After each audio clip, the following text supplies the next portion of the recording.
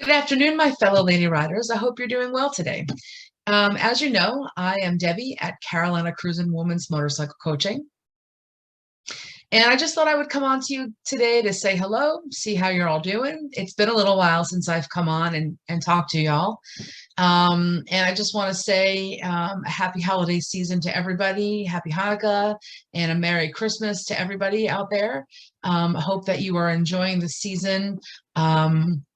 Taking time for yourself, slowing down, and just remembering the reason for the season.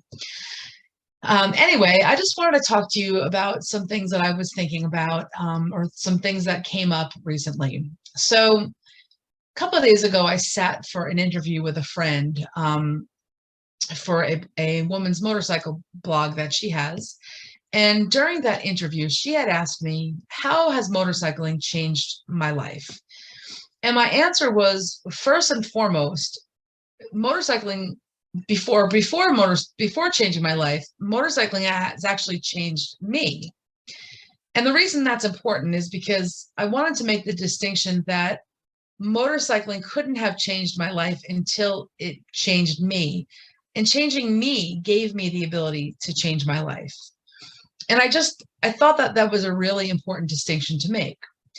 So I told her the first thing that comes to mind on how motorcycling has changed me was that it made me feel more confident and self-assured in myself, of course, and but more importantly, it kind of translated into my riding skills.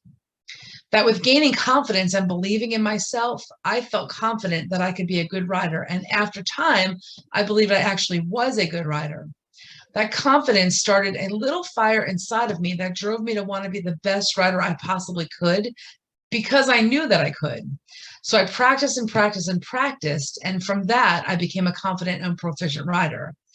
I told her that my confidence has helped me to stop being afraid of so many things on and off the bike. So at this point of the interview, she stopped me and said something to the effect of, not wanting her readers to get the wrong impression, because being overconfident is not always a good thing. So as an example, she talked about somebody that she knows that she rides with, who is a very confident rider. But sometimes she feels that that confidence causes him to ride maybe a little bit too dangerous.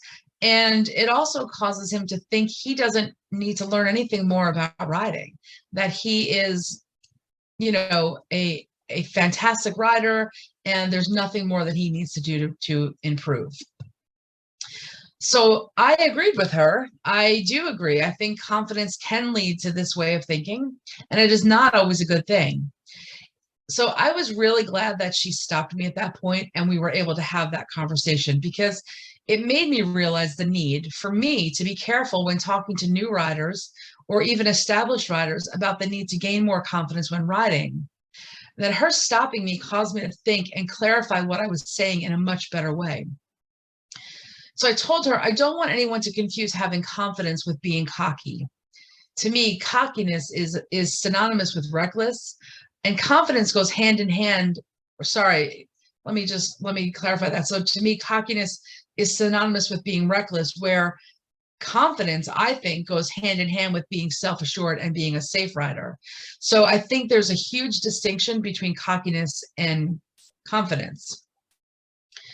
I am a confident rider, but my vigilance to being a safe rider is just as important and well developed as my confidence.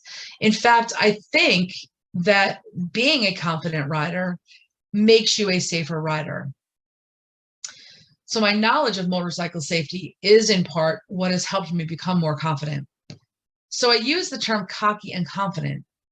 So, and after talking to her, I got curious and decided to see what the dictionary had to say about those two words. So let's take a look at the definition of some of these words and make a distinction between them, as I do believe there is a fine line between the two. So the Merriam-Webster dictionary says that cocky is boldly or brashly self-confident. Boldly or brashly self-confident. So then I decided, well, I know what brash means, but I was like, let me see what the dictionary says brash means. So again, the Merriam-Webster dictionary defines brash as heedless of the consequences, done in haste, without regard for the consequences, lacking restraint and discernment, and aggressively self-assertive. And so that was really important for me to look at that and see that, because to me, that's what overconfidence, which I would call cocky, that's what overconfidence is, heedless of the consequences. So that when you are so confident that it causes you to be cocky, you are not concerned or not thinking about the possible consequences of your actions. And I think that that right there often leads people to take their confidence on the motorcycle and allow it to think that they are above anything happening to them. They're heedless of the consequences. They act in haste regardless of the consequences. So maybe they ride too fast, thinking, well, I'm gonna do 100 miles an hour on this highway.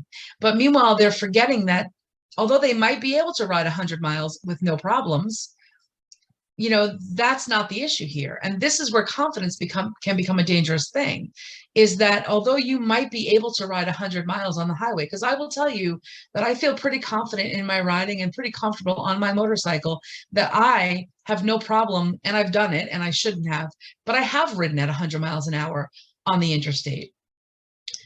But what a overly confident and cocky rider does not take into consideration with that, as far as safety goes, is that's great in a controlled environment. If you are the only rider on the road and there's no obstacles on the road, like, a piece of wood or a box, and there's no other riders on the road, and you can confidently ride at 100 miles an hour, I think that is great. But being a safe rider and distinguishing a confident safe rider from a reckless cocky rider is the difference between knowing you can do something and knowing whether you should do something. So just because I know that I can ride 100 miles down the highway doesn't mean that I should do that, because I can't control the actions of other drivers. So if I'm riding down my lane at 100 miles an hour and some idiot decides that he's going to come into my lane without a blinker or just without much notice, and all of a sudden he goes into my lane, what do you think I'm able to do when I'm riding 100 miles an hour?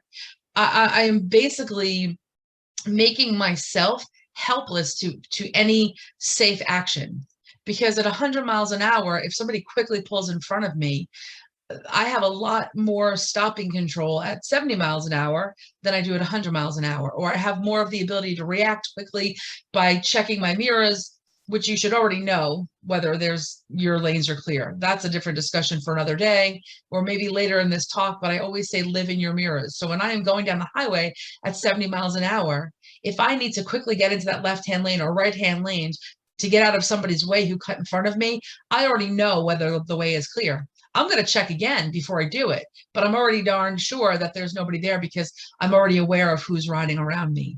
So that's the difference between being a safe and confident rider as opposed to a cocky and reckless rider, is that even though you can do something doesn't mean that you should, because we can't control what's happening around us at all times.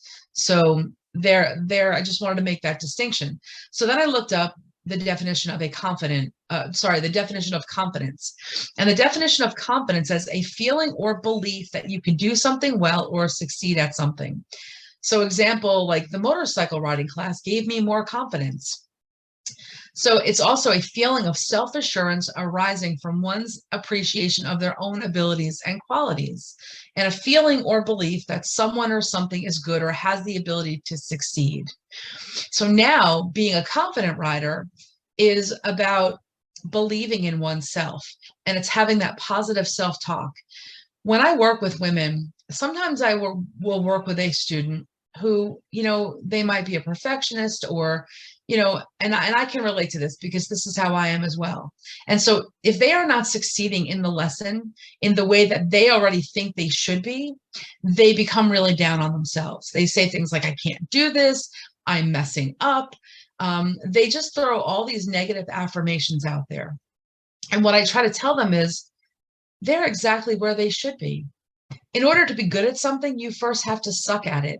In order to gain confidence, you first have to be bad at it and work at it and really, really, really hone in on those skills. And that's how you become good at it. And that's how you build confidence as well. So confidence and skill building I believe, in my opinion, that those two things build together. So you may not have a ton of confidence, but you should have some self-assurance and trust in yourself when you're learning to ride. And say things to yourself like, no, I can do this. It's just hard right now, but I will get this. Because I always say to my students, I feel like it's 90% mental. If you're telling yourself, I can't do this, I suck at this, getting into your head that way and having those beliefs about your own skills and abilities can really derail you when it comes to learning how to ride, or anything for that matter. I also looked up the definition of self-confidence, which is the same as confidence, which was just a confidence in oneself and one's powers and abilities. And that's where the trust in yourself and the positive self-talk has to come in when you're learning to ride, is that you have confidence in the fact that you can do this, that even if you're not getting it right now, that by hard work and dedication, that you will eventually be able to get it and become confident. So just going back to compare confidence versus cocky. So again, confidence to me is about humility.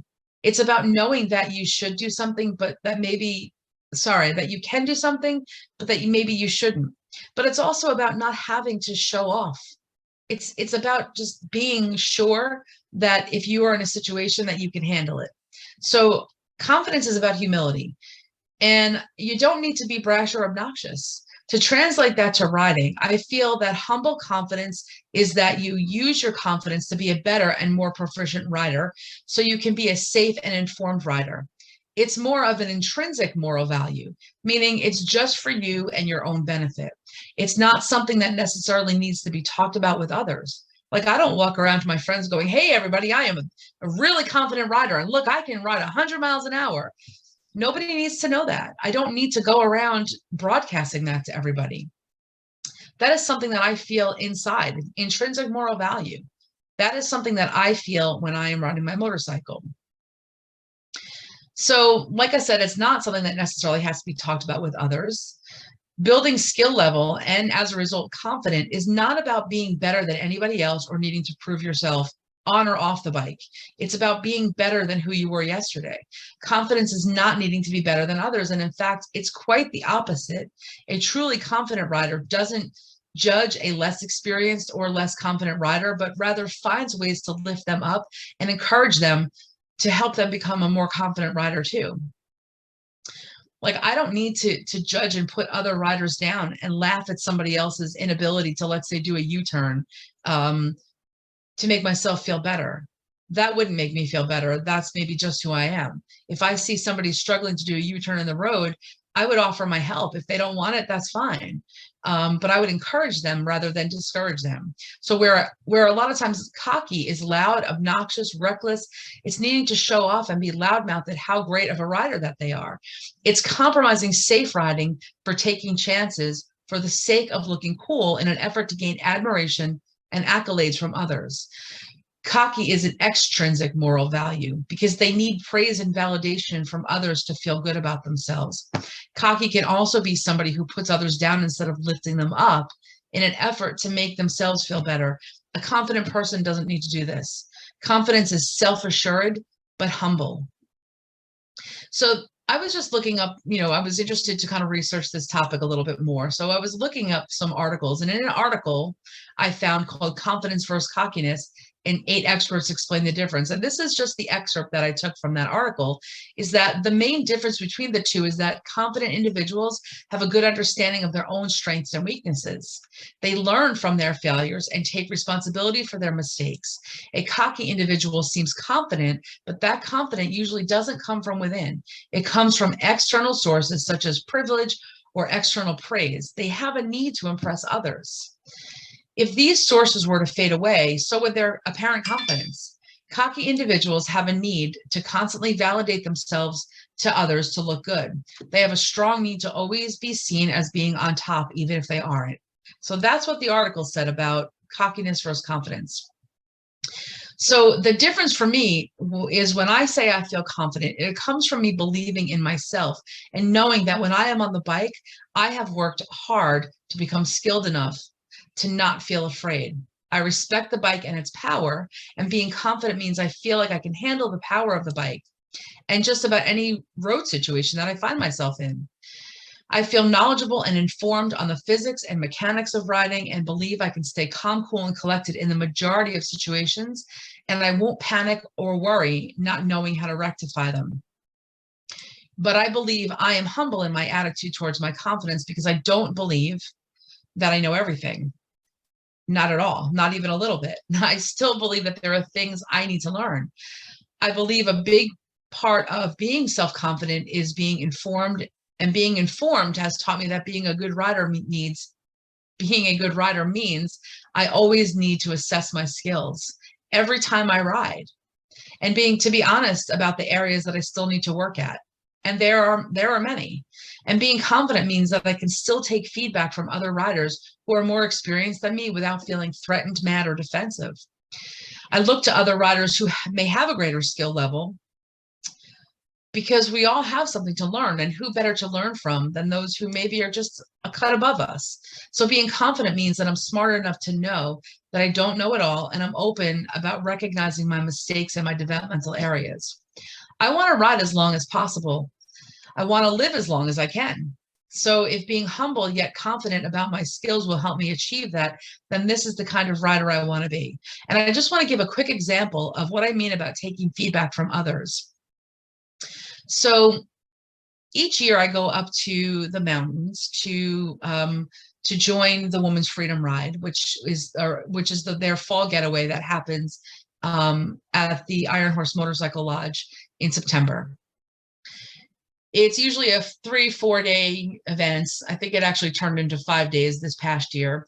And I met one of my friends up there who I rode cross country with, who I happen to think is one of the best women riders I've ever met in my whole life. She is an amazing rider.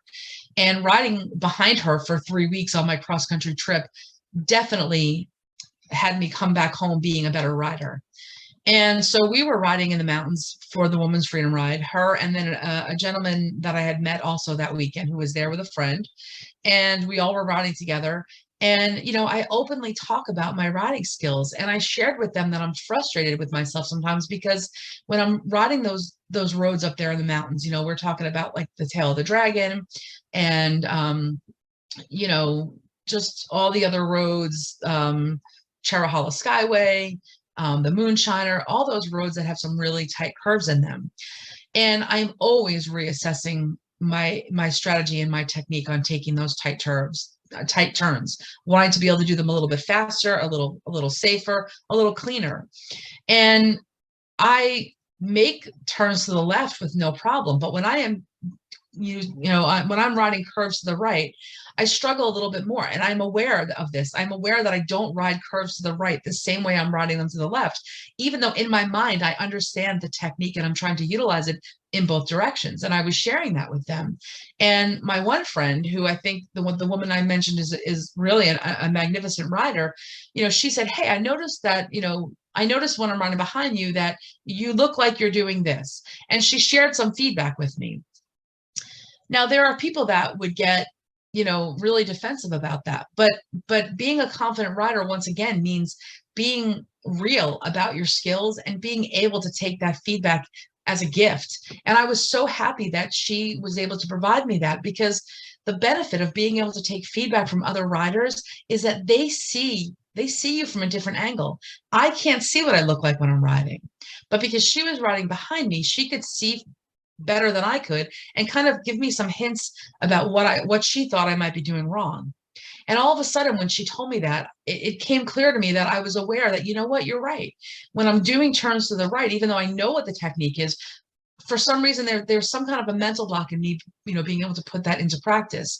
And she kind of also talked to me about where she thought I was approaching the curve from, because as you know, you should be approaching curves from the outside of your lane before you apex. And that's something that we can talk about another time, you know, taking turns and what the apex is. But her telling me all this time, I thought maybe I was doing that, but her telling me I wasn't was really great feedback. And I really, really took that as a gift. And when we got riding again after that feedback, I started to listen to her words and use that to kind of refine how I was taking right curves. And I could tell the rest of the day, I definitely was taking my curves better. So being open to that feedback, first of all, being open and transparent really helped me um, to first of all put myself out there. And you have to be confident to put yourself out there. You know, we have to learn to be vulnerable. And I think that part of being vulnerable is part of being confident. So anyway, it was very valuable for me to make myself transparent, and to say the areas that I'm struggling with. And by doing that, she helped me. And being open to that feedback really helped me. The other place that I try to have confidence in, or sorry, transparency in, is when I'm coaching other women. Because again, although I practice slow maneuvering a lot, and I feel that I am really more advanced when it comes to slow maneuvering than your average rider, I still know that I have areas that I still need to improve. So for instance, one of the things that I do during my slow maneuvering is we practice riding in a circle. And, you know, we do 2 circles to the right, 2 circles to the left. And I try to get women down to being able to do that in a 24 to 26 foot circle. But I usually start in a bigger circle. And I always demonstrate these maneuvers so I can show women how to do them.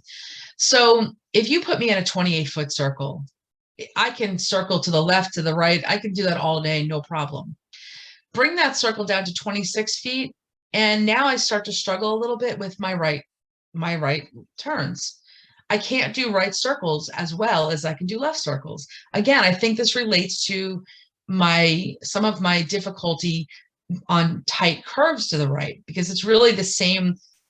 It's the same diameter almost of a circle that you're doing on a tight curve that you're doing a circle in a parking lot. So see how practicing tight circles can translate to riding tight curves on the road. This is a big reason why I tell people that doing your slow maneuvers and getting comfortable leaning your bike at those slower speeds directly translates over to riding at higher speeds on the road.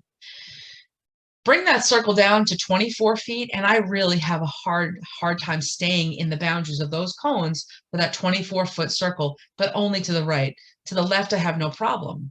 So I still know that I have developmental areas. And I'm transparent about that to my students, because I want them to see that you don't ever get to the point where you are this perfect best rider, where you never have anything to work on, no matter how long you're riding. Now, I'm sure there are police officers out there, Evel Knievel, you know, people like that who really are 100% proficient. But I would imagine if you spoke to any of them, that they would tell you that there's still skills and abilities that they need to work on. So I don't ever allow that to let me feel defeated. And I will not give up, because I know that I'm just going to keep practicing and honing my skills. And eventually I'm going to be extremely proficient in those areas. So I think that me sharing that it's not something I should hide, because the reason I should share it is I think it's a good example to other riders to see that a rider who's been riding for a long time, and I'm coming up on 16 years of riding, that you can still be a proficient and confident rider, but still know that you have areas to improve on. And there is no shame in that. So when I say I'm a confident rider, when I'm riding my bike, I feel like it is an extension of me. I feel so comfortable on my bike that riding feels like second nature. I am confident and self-assured when riding with others that I can ride the same speeds with them, no matter what speed they're riding, but I won't ride with them unless they're riding at safe speeds. Like I mentioned before, there's a difference. I can ride curvy roads as well as them. I know that I can navigate turns well, even though I know I still have areas to develop there. I still feel confident in navigating tight roads or curves and tight curves on those types of roads. I'm confident that when I take off from a light or a stop sign, that I'm very familiar with my friction zone, and I preload my throttle so I know I won't stall out. But if I do stall out, because it can happen even to the most seasoned rider from time to time, I know I can quickly amend it without getting flustered and start the bike right back up and go. That's being a confident rider, not letting the fact that you stalled your bike out or popped your clutch let it frazzle you or shake you or unnerve you. Being confident is not living in your head. It's not letting that inner voice tell you that you suck, or tell you, or let you yourself get all worried, or tell your, that inner voice can say like, oh my God, this could happen. What if this happens? What if I'm riding with these people and I accidentally pop my clutch? That's not what confidence is. Confidence doesn't allow that to happen. Confidence is that strong inner voice that says you can do this. And that if it does happen, like if you do pop your clutch, you aren't going to get worried or get flustered. Instead, you're going to take whatever the corrective action is for whatever the situation is, and you're just going to do it. Being confident is being calm in all situations. It's keeping your head about you and believing in yourself. Confidence is knowing what is safe riding practices and what is not. And it's always keeping your safety first and foremost in your mind, being aware of your surroundings at all times. It's having a strong diligence to situational awareness and always having an escape route if you should get into trouble without panicking. That's the key. Without panicking, without getting frazzled or worried. Confidence is also not letting your mistakes define you. It's instead using them to help you see the areas that you still need to develop. And like I said before, it is still okay to have areas to develop. I believe you always will. I always say that when I have something to work on, I always say that I will have something to work on for the rest of my life. I will. Self-development, whether it's personal self-development, professional development, or motorcycle riding skills, or anything else that you're trying to get good at, you will always have something to work on until the day you die. Self-improvement never ends, and neither does building your riding skills and experience. So I think if you're a smart, confident, and humble rider, you will recognize that there's always something to improve on, and you won't feel shameful about it. So for those of you still learning, please, please don't let your mistakes discourage you or make you feel like you are not good enough. Just keep working on it. Keep riding, keep practicing as often as you can. And please don't compare yourself to others. Comparison is the thief of joy. You may have a friend who's also learning to ride, or you know of somebody who learned to ride before you and they picked it up quicker, or your new friend is picking it up quicker. It doesn't matter. It's not you versus them. It's you versus yourself. So comparison is the thief of joy. Don't compare yourself to others and where they are on their journey. It's going to be different from where you are on your journey, and that is okay. Do not let that get you down, please. And also, don't underestimate the value of watching YouTube training videos. There's a ton of really, really great instructional motorcycle videos out there. I follow some like Moto Jitsu and Ride Like a Pro, Jerry Palladino. And there's so many others. There are so many great videos out there that you can watch. And then when you get on your bike, remember what you're learning. If you have to write it down, pick one thing. Don't watch 50 of them. Pick one skill you want to work on and be like, hey, I have trouble making a right turn from a complete stop, and I always go into the lane of oncoming traffic. If you're doing that, that is definitely something you want to correct sooner than later. And there's videos out there that will help you with the techniques on how to do that. Watch those videos, get that technique in your head. And then when you're able to, get out there and practice it. So just because we really can't ride that right now because maybe the weather's too cold, use some of that time to watch those videos. But I will say this is a great time of year to get out there into a parking lot because you don't feel like you're missing a beautiful day of riding in exchange for riding in a parking lot. If it's 50 degrees out or 60 degrees out, it is warm enough for you to go into a parking lot and practice those maneuvers. It might be a little cold on the road because at 60 degrees, the wind chill is going to bring it down to make it feel like 40. But definitely use that time to practice in a parking lot. And I tell people, it doesn't have to be a 2-hour session. Go spend 15 minutes. Go watch a video on that skill that you're looking to practice and just work on that one skill for 15 minutes or 20 minutes. And I guarantee you at the end of those 15 or 20 minutes, you will do that skill better than when you went into that parking lot. So feeling comfortable during my slow maneuver work is really what helped me get to the level of confidence that I have in my motorcycle riding today. Because I know that before I worked on slow maneuvering, because I'm going to be honest with you and tell you that for the first 8-9 years that I was riding, I did not ever go into a parking lot and practice slow maneuvering. And I felt really, really insecure about making U-turns, riding slow in a parking lot. I had my feet down. I duck walked my bike. But as soon as I got real and got dedicated to my slow maneuver training, that's when everything changed for me.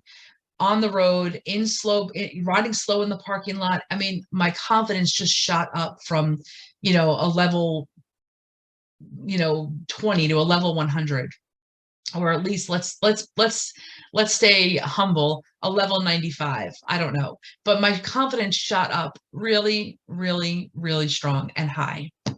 So for those of you who are riding a long time, this same thing applies to you. I'm not just talking to the new riders out there. So for both new and established riders, take advantage of these colder months and spend some time really honing your craft. So this is the perfect time of year to spend some time in parking lots, practice slow maneuvering. If you do this, I guarantee you when the warmer weather arrives and you get back out there on the road, you're going to feel like a completely different rider. If you'd like some suggestions on good slow riding obstacles and maneuvers, just reach out to me and I'll be happy to give you some great suggestions. So with that being said, I hope that you ride well and safe. Don't give up on yourself. Keep practicing, keep riding. And I will see you all soon. Thanks for watching. Bye.